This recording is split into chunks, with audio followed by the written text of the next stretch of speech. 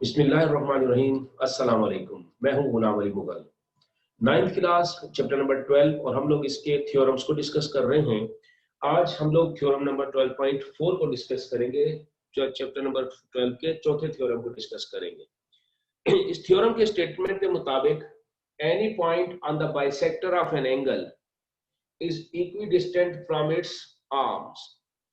कोई भी पॉइंट जो किसी एंगल के बाइसेक्टर पर आए, any point on the bisector of an angle, कोई भी पॉइंट जो किसी एंगल के बाइसेक्टर पर आए is equidistant from its arms, उसके बाजुओं से एक जैसे फासले पर होगा।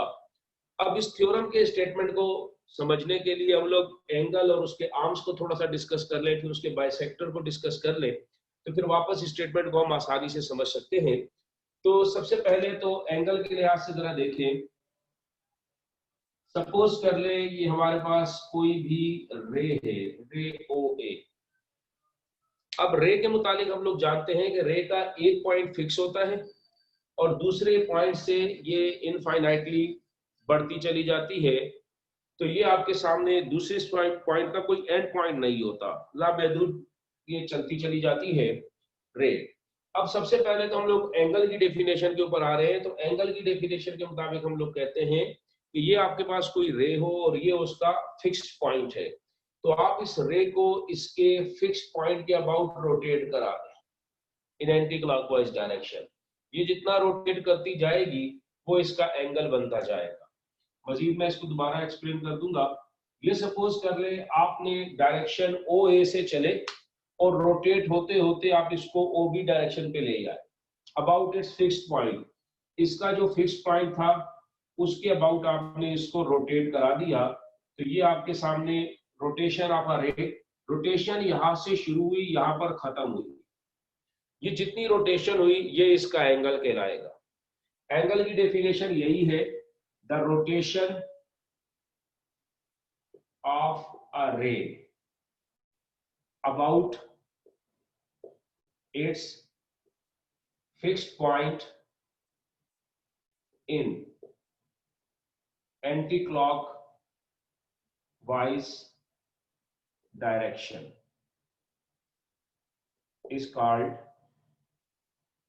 an angle। उसको एक एंगल कहते हैं। ये इसका फिक्स्ड पॉइंट है। इस फिक्स पॉइंट के अबाउट जो रोटेशन हुई उसको इसका एंगल कहा जाएगा, लेकिन शर्त यह कि एंटी क्लॉकवाइज हो।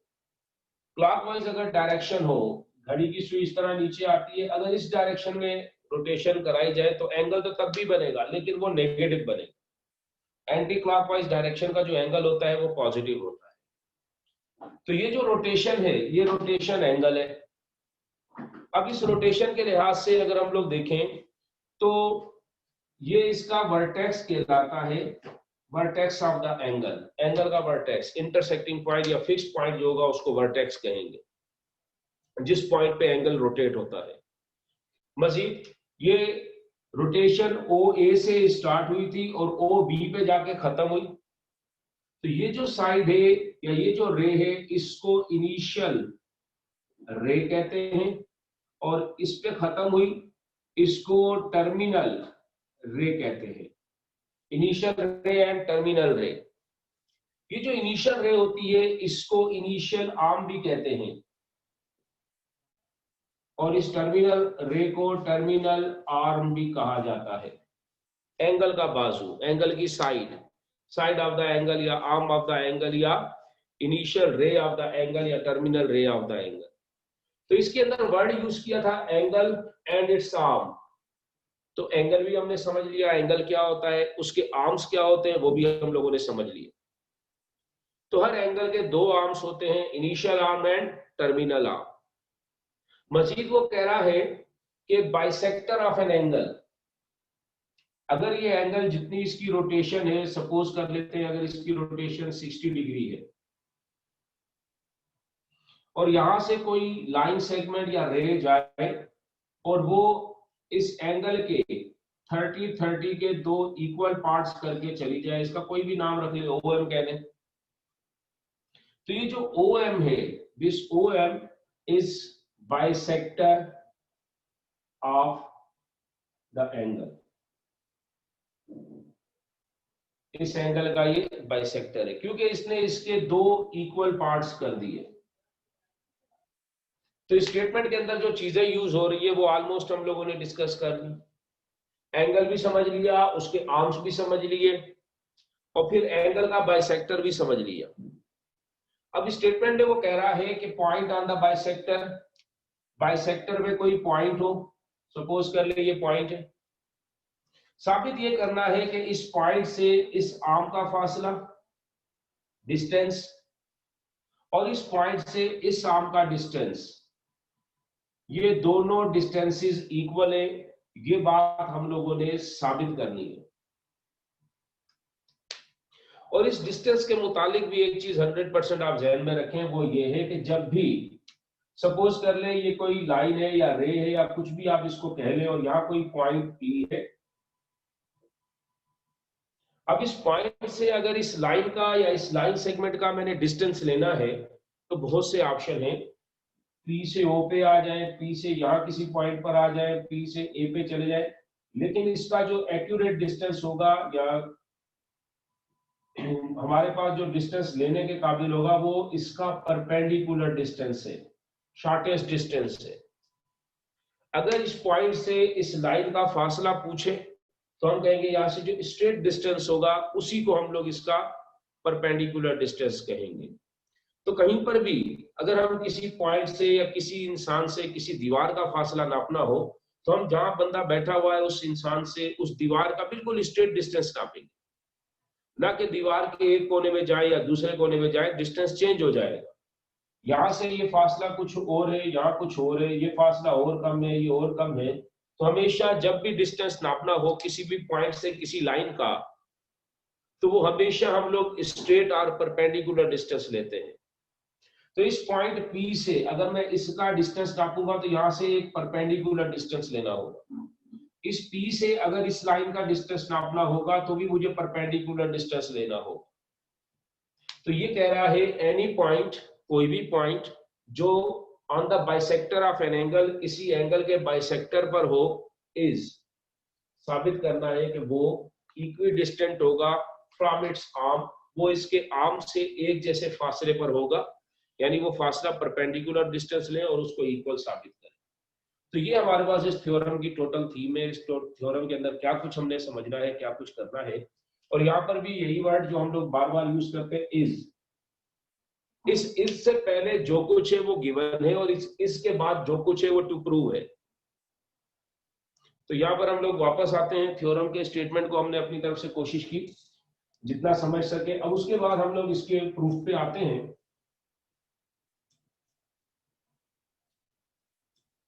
तो इससे पहले जो कुछ है वो गिवन है। गिवन के मुताबिक कोई भी पॉइंट किसी बाइसेक्टर ऑफ एंगल, तो सबसे पहले आप एक एंगल कंस्ट्रक्ट कर लें। सपोज कर लेते हैं हमने यहाँ पर अपनी तरफ से कोई एंगल ले लिया,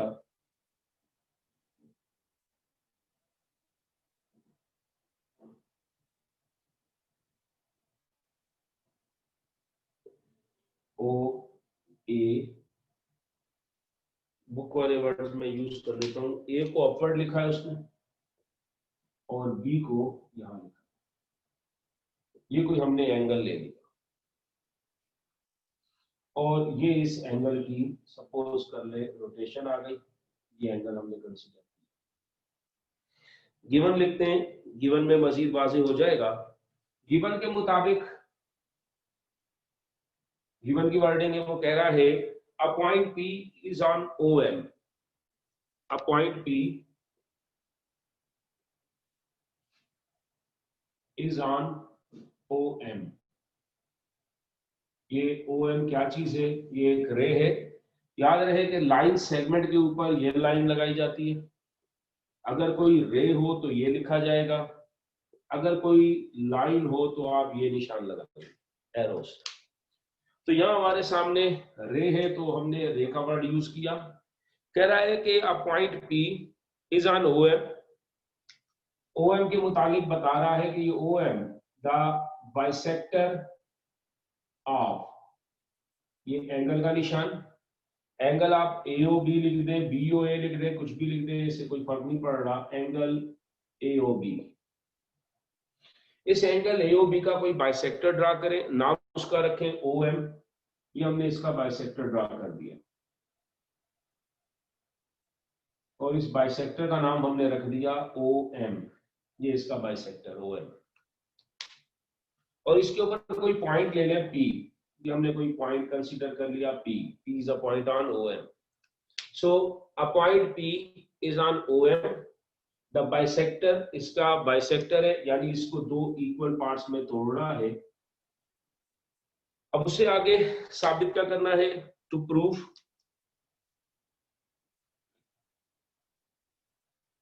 वर्डिंग में आप कह सकते हैं P is equidistant from the arm OB and the arm OA, या जो किताब की वर्डिंग है उसमें उसके मुताबिक उसने लिखा है कि ये साबित करना है कि PQ लाइन सेगमेंट या PQ distance is equal to PR distance. अब ये Q और R ये तो हमारे पास नहीं है, इनके मुताबिक भी बता देते, that is P is equidistant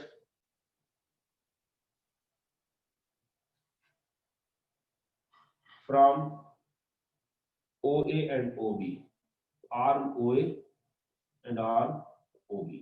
ये वर्ड आपके सामने कि हमने ये साबित करना है कि P जो है वो OA से और OB से एक जैसे फासले पर है, ये बात साबित करनी है। लेकिन ये क्या चीज है PQ और PR? तो यहाँ हम लोग कंस्ट्रक्शन में इनको डिफाइन कर देते हैं कि PQ क्या चीज है, Q कहां से आया, R कहां से आया। तो मेंशन कर रहा है कि ड्रा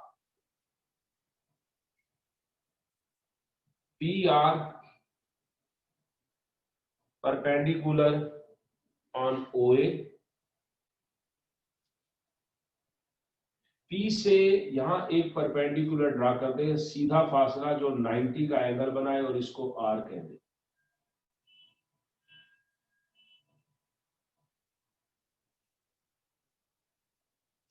इसी तरह PQ ड्रा कर दें परपेंडिकुलर ऑन OB।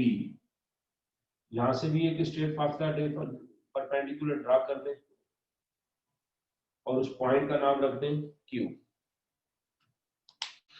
उसके बाद आपके सामने है कि हमने कंस्ट्रक्शन में बताया PQ जो है ये परपेंडिकुलर डिस्टेंस है, सीधा फासला है P से OB का। और मैंने स्टार्टिंग में भी कहा कि जब भी आप कोई डिस्टेंस लेंगे वो परपेंडिकुलर डिस्टेंस होगा। यहाँ हमने परपेंडिकुलर मेंशन कर दिया, यहाँ भी हमने परपेंडिकुलर मेंशन कर दिया। आल्सो हमने वर्ड लिख दिया लेबल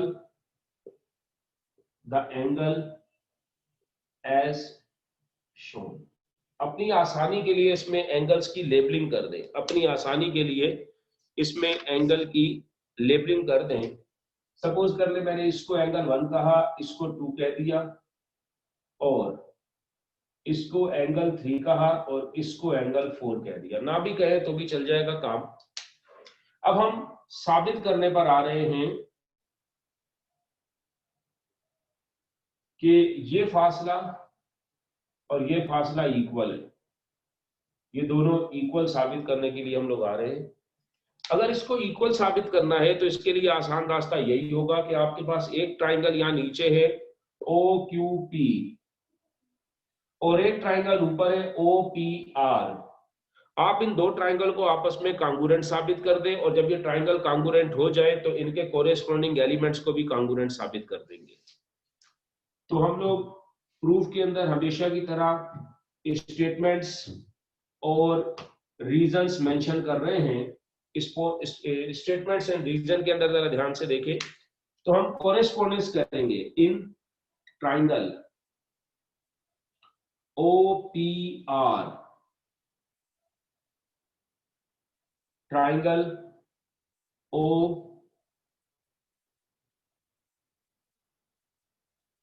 ट्राइंगल OQR, इनके दरमियान ये कोरेस्पोंडेंस का निशान है, 1-1 कोरेस्पोंडेंस, एक एक मुताबिकत।